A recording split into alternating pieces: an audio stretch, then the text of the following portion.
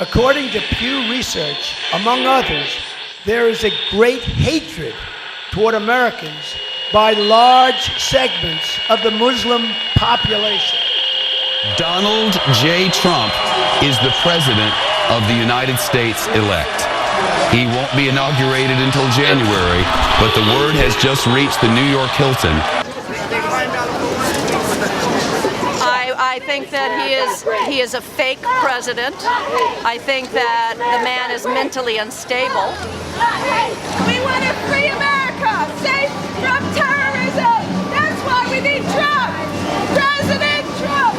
God bless America. I'm happy every day I wake up knowing that I have a president that really loves this country. Yes, that's why he never did one day of public service in like 70 years. He works hard every day. He hardly sleeps, ma'am. That's a man that works, ma'am. No, that's a man who's neurotic. We don't need someone that takes more vacations than working days. Donald J. Trump is calling for a total and complete shutdown of Muslims entering the United States.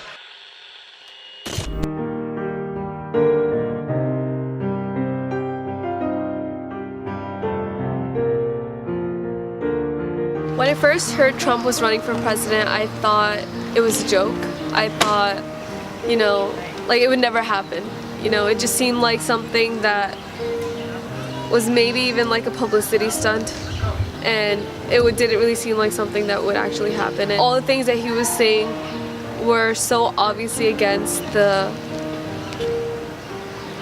thoughts and the moral values that a lot of the people I had interacted with, the diverse people in New York City that I had interacted with, were completely against. So it was just surprising. It just didn't seem like it would happen. Just all the clown posse was out, and he was just one of them. And Donald Trump is running. He promised to run, but Donald Trump, you don't really take him very serious. He's just busy trying to get on headlines. And that's how you took it. I think that's how everybody took it. Nobody thought that this was a real thing.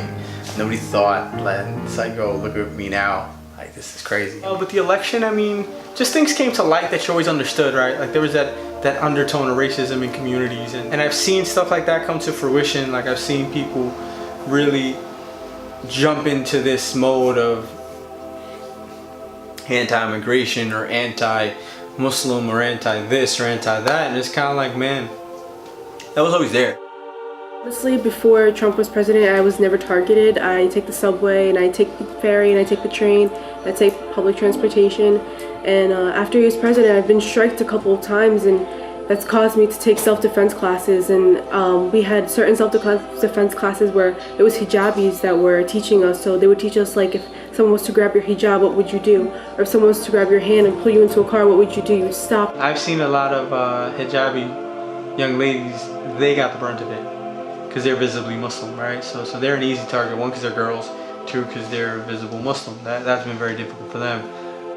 We're just very, very careful about everything in our surroundings. My friends and I, whenever, especially someone who's very apparently a person that can be targeted, they're very careful about their actions, but also about making sure that the people around them won't hurt them, and if they do hurt them, that they have something to protect them with. So a lot of people are kind of holding on to pillars, are standing next to pillars on the subway, or I know an organization sent out care packages for Muslim girls to make sure they were protected, and then making sure that you're not outside late at night alone. You have to be careful about everything now. At the end of the day, I'm still a man. So if somebody wants to say something, I'm still a man, and you have to think about maybe this man will protect himself. Still a young man. Other young ladies, it's kind of like me curse out a young girl because I know she's not gonna do anything, and even if she does, what she can do, That's just the male privilege. It sucks. But young ladies really have it bad in this country. Young immigrant ladies, it's just women in general. But I don't know, it just sucks. Honestly, it's not something you should be scared of. We're all humans, so it's not like the person who's striking you is out of the ordinary. So a friendly smile or just an okay, you don't need to strike back, because then their thought of you is going to be like, oh, if I strike at her, she's just going to strike twice as much. So if you just kind of give them a nice polite smile and be like, thank you, just do the complete opposite. Reverse psychology works.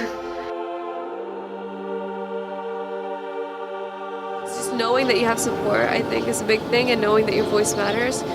You know, show up to the protests, show up to the rallies, you know, write articles, get your voice heard, ask questions, you know, question what Trump is doing, and start important conversations.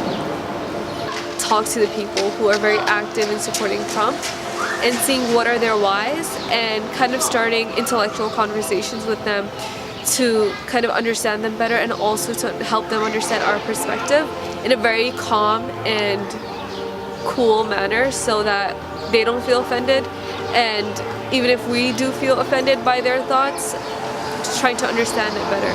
You know, I think just having people understand each other is the best way to form unity, and that's what a country needs the most. I mean, we've experienced a lot, and over the years, like ever since I was little, I've always had this mindset that, oh, a girl can't be a doctor. But as I grew up, it's like more people are rooting for women's right and like women privileges and things like that. So like it motivated me. Like I want to become a doctor. I want to be seen in a hospital with a hijab on. I want to go to medical school with a hijab on. So it's like motivating me to do better. So people, you know, like as an example to people that you can do it. One thing that's a positive that's come from this crazy situation is that he's brought a lot of people together.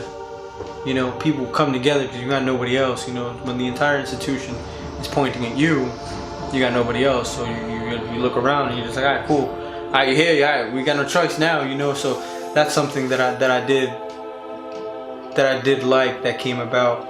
You know, something I did was interesting, man. It was dope. Maybe this is a naive thought or like hope. But like I did have a thought of like, what would I do if one day I got just like 5 minutes to talk to Trump? And I think it's just like sitting down, listening to him as a person, to ask exactly what is it that annoys him, that like forces him or like encourages him to kind of touch those communities in that way, you know, and then trying to bring in people who would help like kind of fix his misguided thoughts, I guess, or kind of help him understand things better.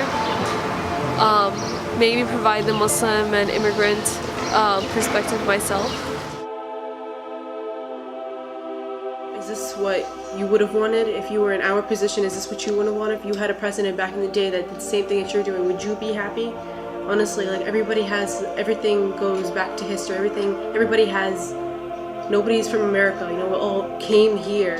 So just the fact that we are given this privilege and we're given this land to live on and make a life out of, and you're ruining it for some people that really need it, it's not worth it at all. You're not worth it. He's not worth it. There's just nothing you can do, man. There's nothing you can do. Immigrants, we're always going to be here, and you know that. There's nothing that you could do. You can make all these laws, and they're still going to come. You can, Muslims, they're not what you say they are. You can do all you want, but that's not going to do anything to Islam as an institution. There's just nothing you could do. You could try, you can create all this hate and this bigotry, but like ultimately people are still going to do what they want to do. Ultimately people are still going to come